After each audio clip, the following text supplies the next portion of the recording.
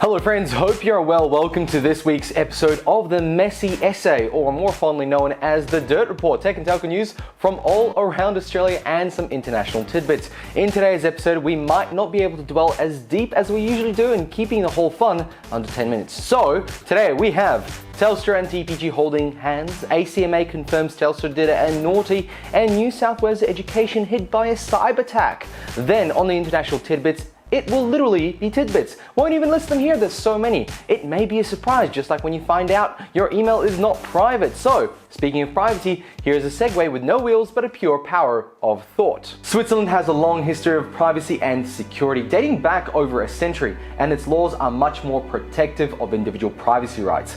But what does Switzerland have to do with today's episode? Well, today's episode is sponsored by Proton Mail, the anonymous secure email service based in Switzerland, a country with a history of protecting privacy. I'm sure many of you can share in this. I believe that privacy is a fundamental human right, starting with your email inbox, as it contains personal and sensitive information from receipts of recent purchases, reminders of upcoming events, and messages from friends and family. Unfortunately, most email services view this as data to use to target you with ads rather than private information worth protecting. Proton believes that security, privacy, and freedom are fundamental rights. Your data belongs to you, not tech companies, governments, or hackers. Now, founded by scientists, Proton Mail is a secure and private email provider that respects your messages with end-to-end encryption and zero-access encryption so that besides you, no one can access them. Proton Mail puts you first. Today, Proton Mail is the world's largest encrypted email service. All their apps are open source and audited with a strict no logs policy. Best thing is the free plan includes all that and is free forever with no ads. Even included their Proton calendar, and if you are wondering how they pay for all this privacy, well, there are paid plans with more features. The paid plans come with greater benefits such as more secure storage, Proton Drive, more emails, labels, custom filters, folders, sending encrypted messages to external recipients, use your own domains, Proton VPN, email aliases, and priority customer support. Now, recently released Proton Mail has the single biggest redesign since Proton Mail was first released 7 years ago, and the new design is focused on ease of use. There are now multiple layouts and themes, so you can personalize your inbox and choose what works for you.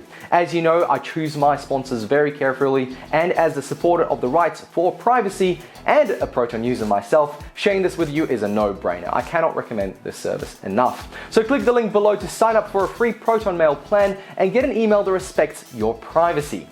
Ad over.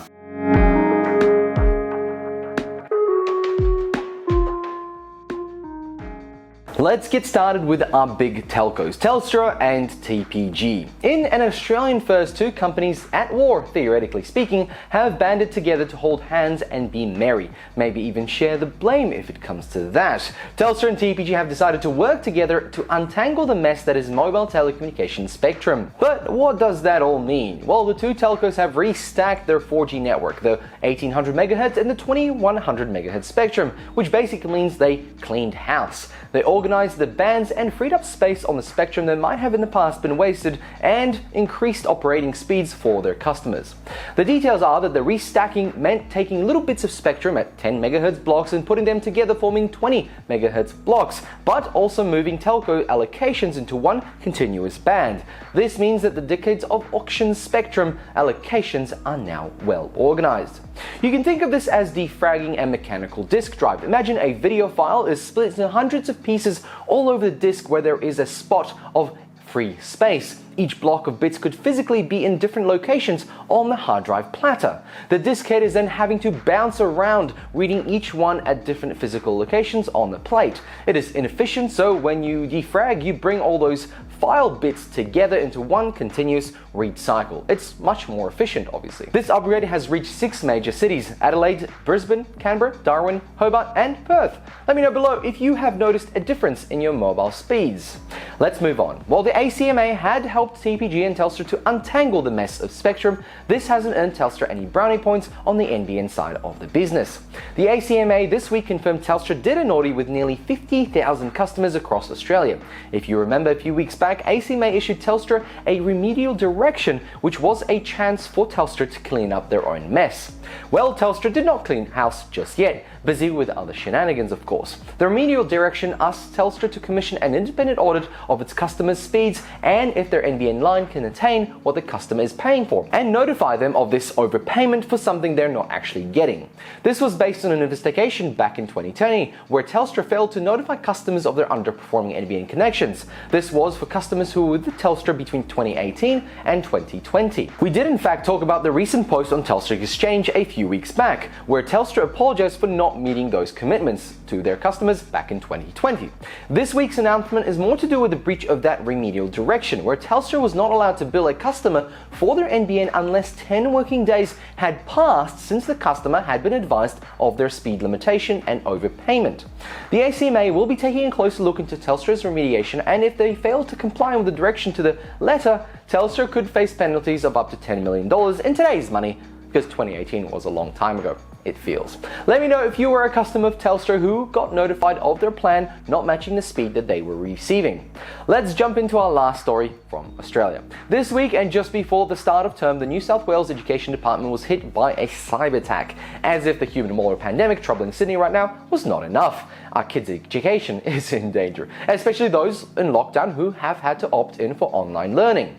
The details are scarce, but online portals for both students and staff were targeted and hit, including staff emails and the intranet. The department decided to go to full lockdown and shut everything off, literally pulling the plug, calling it precautionary action. The Education Department is working with Cybersecurity New South Wales, and they have isolated the issue and believe things should be restored by the start of term. They have also said that if any portal is not working, the content will be made available without login via the main website. International Tid Bits time, make sure to smash that like button and subscribe to support us. Here we go. Visa has announced that cryptocurrency spend via their payment platform has reached $1 billion American and continues to rise. Trumpy is suing Facebook, Twitter, and Google over freedom of speech or some other fuckwittery. What a fun roller coaster of shenanigans that will be. Australian Federal Court will hear Apple versus Epic Games after a separate bid in Australia, alleging Apple's practices were in breach of consumer and competition laws, fighting a war on two fronts, and it could be favorable to Epic here in Australia.